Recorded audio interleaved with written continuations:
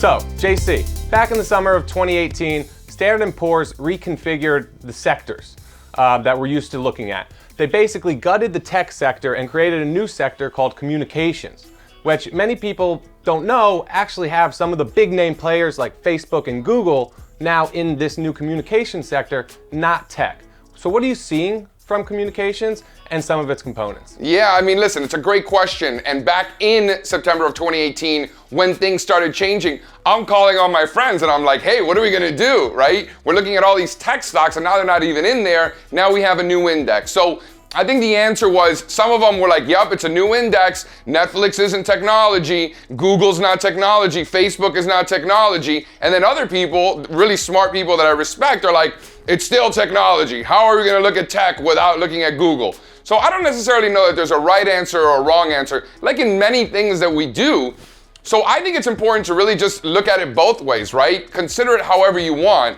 Look at medical device stocks. You know, are they healthcare or are they tech stocks? You know, I look at them as tech stocks.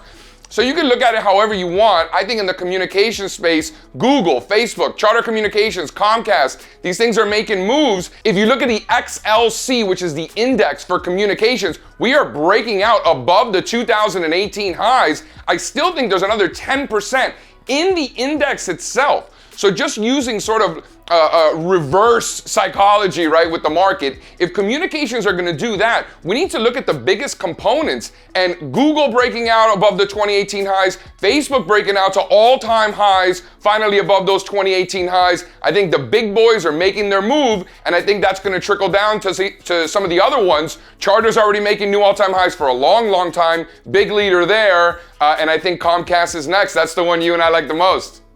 Yeah, it was a beautiful retest. And when you talk about these breakouts in Facebook and Google, the two companies make up 40%, more than 40%, almost 43% of the index. So if they're breaking higher, where's XLC going to go?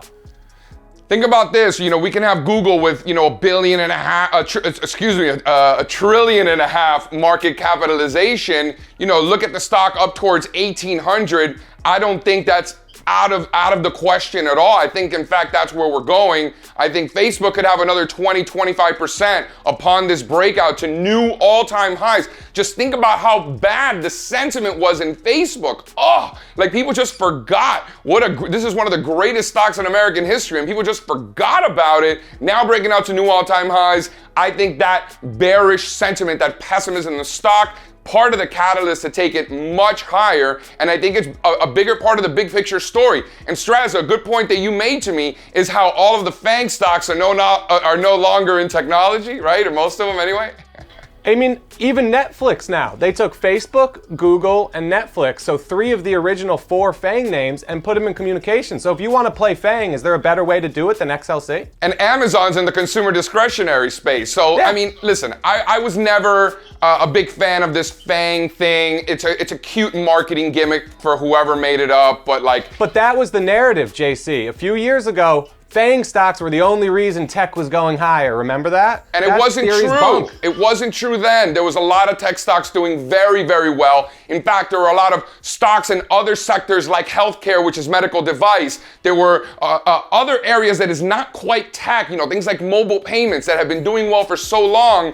And yep. Just because they're not in the tech sector, if you will, doesn't mean that they're not part of technology, they're not doing well. So I never bought into the FANG thing. Again, cute, adorable gimmick from whoever made it up. But I thought it was nonsense then, and I think the market's proving it's nonsense now too.